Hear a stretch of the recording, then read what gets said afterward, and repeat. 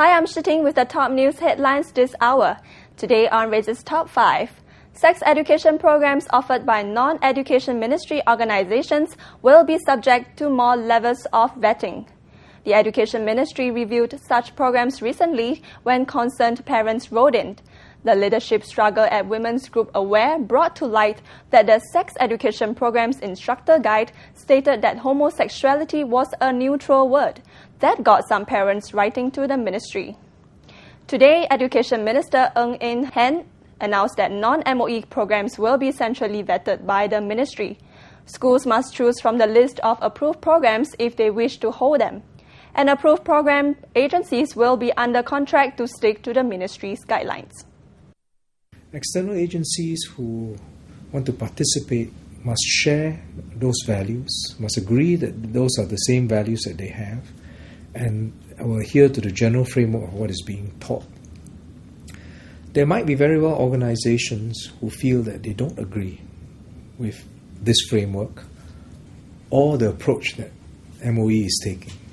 And for these external agencies, I would advise that a more productive way is to not to be involved with us in MOE, but to submit their views to the steering committee which I've appointed, which will consist of professionals, so that the professionals can weigh the merits of their argument. If indeed the steering committee feels that there's merit and that there are some improvements, they can change the program. When choosing organizations and their programs for schools, MOE will also consider the public's trust. Let's hear what the Education Minister has to say about that. I would frame my remarks for all external providers, external vendors. MOE will not be able to use external vendors unless the public can trust that these external vendors teach what has been agreed in the framework and subscribe to the values of our framework. It's just not effective. I mean, parents will have to trust that the external vendors do it within the understanding of the framework, because they are, if not, they have the option to opt out. But if they don't opt out, the assumption is that, well, I am allowing my children to receive this education with what has been agreed upon. So external vendors who don't share this, I think it's not productive for them to be involved. And if we feel that parents cannot trust these external vendors, we will not be able to use them. We will not be able to use Aware for these reasons until they have gained the trust of the public for their sexuality programs. Singapore-based budget airline Tiger Airways reported 25% increase in gross revenue for 2008. Despite the economic downturn, the number of passengers rose 42.4% to 3.2 million people. Chief Executive Tony Davis said the business grew due to lower oil prices, slightly weaker US dollar, and an economic climate that forces people to address their expenditure.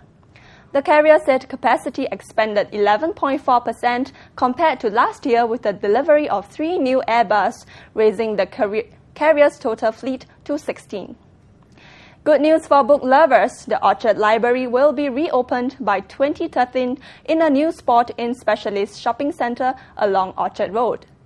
Acting Minister for Communication, Information and the Arts, Rear Admiral Liu Tak-yu said the relocation was part of continuing to invest in the creative minds and skills of our people.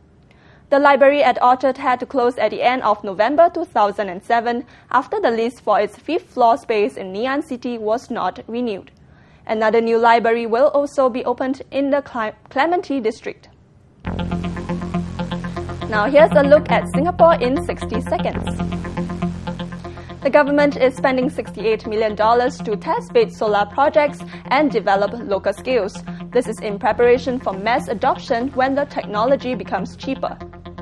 Singapore's economy performed better than expected due to manufacturing and financial services. The gross domestic product contracted 10.5% in the first quarter. However, Singapore will maintain its forecast for the economy to shrink by 6 to 9% this year. Popular multiplayer online game MapleStory will have its second episode launch at the Asia Soft Game Festival. This is part of the larger license to play gaming exhibition starting tomorrow. The upgrade for MapleStory includes a new training ground, character classes, and a partnership system. Cancer expert David Lane and his wife Bridget Lane, who is a skin expert, will be quitting their jobs at Scotland's University of Dundee. They will start work here at the Agency for Science, Technology and Research, ASAR, from September. That was our Singapore Minute. Now back to Razor's Top 5. A traditional medicine called Air Ikan Haruan has been found to contain dexamethasone, which is an undeclared potent medicinal substance. The Health Science Authority HSA advised the public not to take the product. While the item has not been found for sale here, the HSA is concerned as members of the public may have bought it overseas. The HSA was alerted to the product after an elderly patient reported severe adverse drug reactions. She had bought the product overseas and taken it for pain relief. The elderly patient then suffered weakness, fatigue, widespread body aches, loss of appetite, and weight loss after stopping consumption. No money, no toto? That's not necessarily the case for many Singaporeans, recession or not.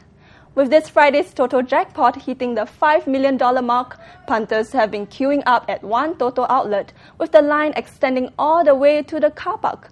Razor TV finds out why. Singaporeans will queue for just about anything. But these people are queuing up for a chance to be overnight millionaires. And they're upping their odds by purchasing their lottery tickets at one of Singapore's luckiest Toto outlets, the 7-Eleven branch at Chong Pang in Yishun. More than 25 people have struck the lottery after purchasing their tickets here. But with the economic recession, are people cutting back on lottery tickets? No, not really. Maybe. I think so. It's a bit affects my economy. I just buy a bit only. Try my luck. It doesn't really affect me. We don't buy every week. Recession or not, one thing is clear. As you can see from the queue behind me, people are willing to wait just for a chance to win the $5 million jackpot. The draw will take place tomorrow at 9 p.m. and I guess I will be taking my chances as well. And those are our top 5 stories for today. If you want to contact us, you can now send us tweets at Razor TV on Twitter or send us a message via our Facebook. Also, do drop us an email if you have any news tips, photographs or videos. Lastly, feel free to join in our Razor TV forums to share your views and opinions. Good night.